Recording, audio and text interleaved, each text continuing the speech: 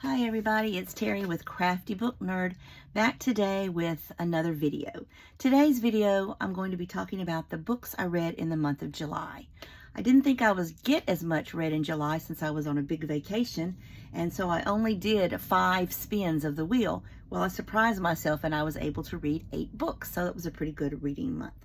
So I'm going to talk to you about those books today. But first, you know what time it is, time for our quote of the day, and this one I really like.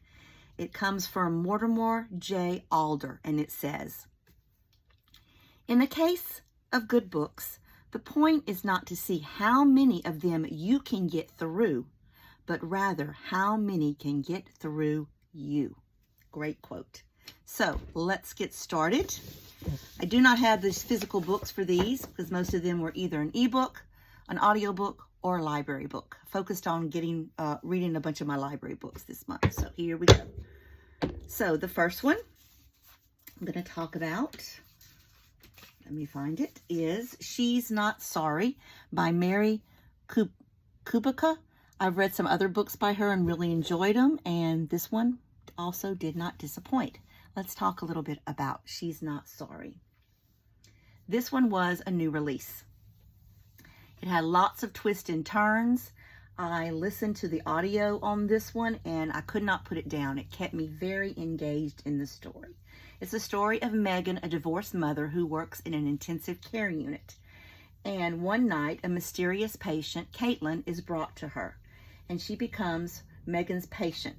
While dealing with this, Megan has also come across an old high school classmate who is having problems with her husband. So she's got that going on also.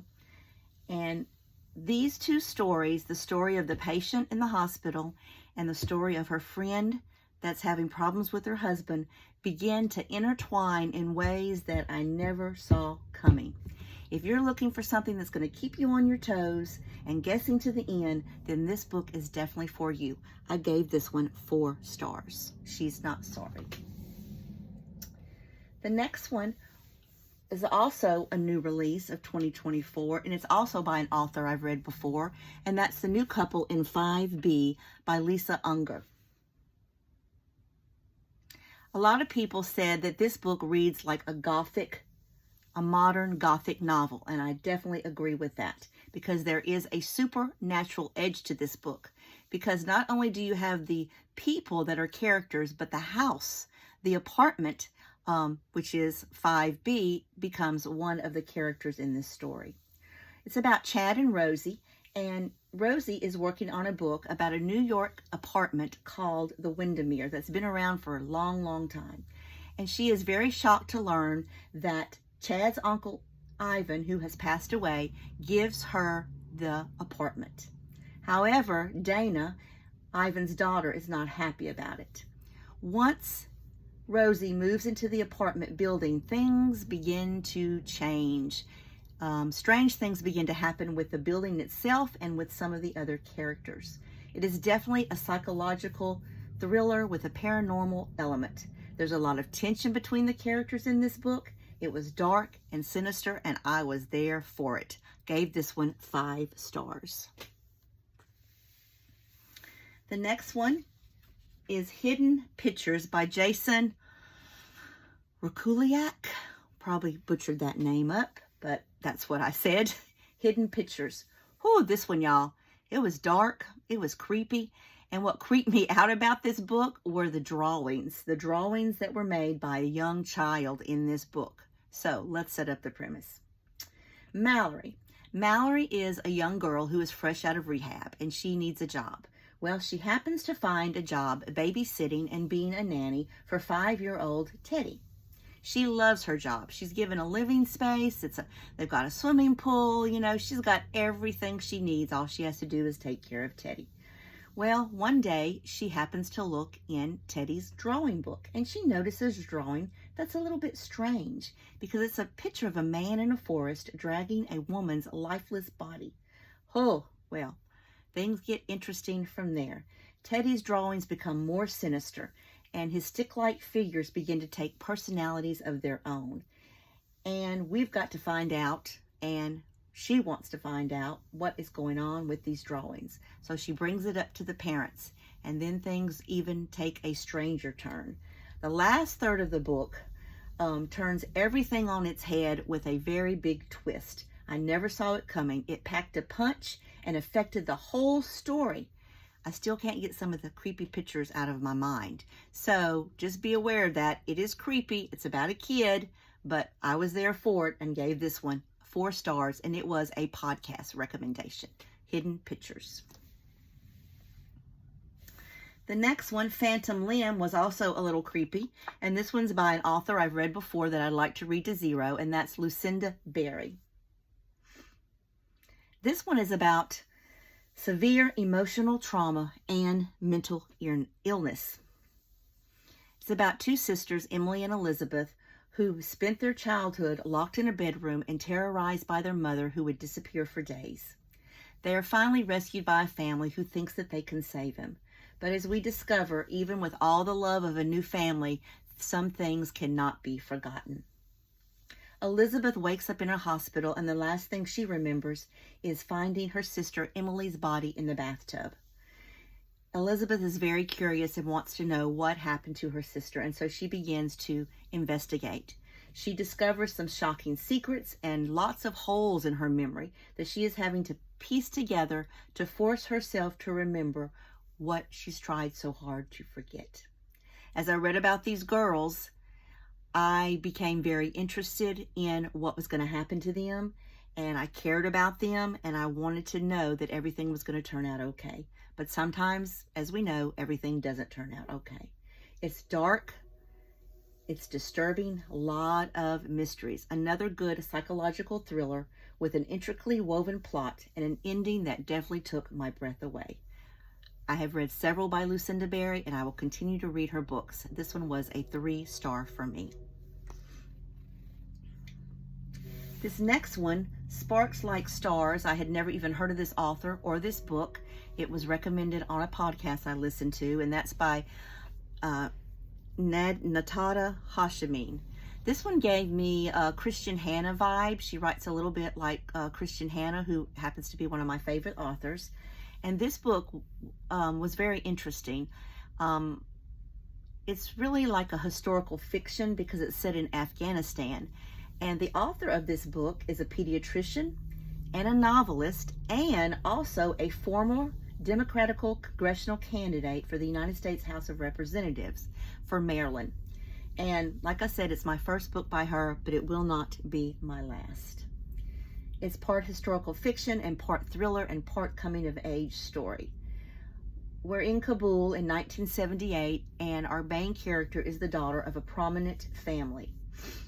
But her life is shattered when a coup takes place, and she is the only survivor. She is smuggled out of the palace by a guard and taken to America, where she is adopted by a family. She studies hard and becomes a surgeon. But 30 years after that night, someone in her life shows up, the soldier who saved her. But he may also be the one that murdered her family. It awakens a fury in her and a determination for her to find out what happened and maybe get revenge. This is a story of a home of America and an Afghanistan tragedy. It is a story of survival. It was heartbreaking. It was so good. I highly recommend it. I will read more by this author, and I gave it 4 stars. Another one of my spins said to read a book in a series, and so I decided to start a new series, and the first book is Thieves' Gambit by Kayvon Lewis. This kind of gave me Inheritance Games vibes, and I read that series, and I liked it, so I thought I would pick this one up. It follows Rose, and Rose is a thief. In fact, her whole family are thieves, and they're very famous thieves because they get away with a lot. Rose has to enter a competition, a thieving competition, because she needs to win it to save her mother. And in this story, we find out how far is Rose willing to go to save her mother and win this contest. I liked Rose, the main character. I didn't care for some of the other characters, and there was a romance part of this book, and it just did not work for me. But it was the first book in the series, and so a lot of things had to be set up. I probably will go with the second book and see how that one goes over. It was just a 3-star for me. Thieves' Gambit. Excuse me. The next one, which you heard me talk about in my mid-year freakout tag, is Tom Lake by Ann Patchett. This was a book that made me happy this year that I have read so far. I wasn't sure I was going to read it because I did read The Dutch House, and don't throw tomatoes at me, but I didn't care for The Dutch House that much, okay? But I thought I'd give her another chance, and I'm glad I did because this one I really did enjoy. It was a YouTube recommendation. There are two different narratives going on in this story. We have the spring of 2020 and Laura and her family, and they're on their cherry farm in Michigan, kind of during the time of COVID. And so everybody's working together to get things done at the farm. And the other account is in 1988. Laura, who is the mother, had a short-lived romance with a very famous, talented actor. And her daughters want to know all about that romance.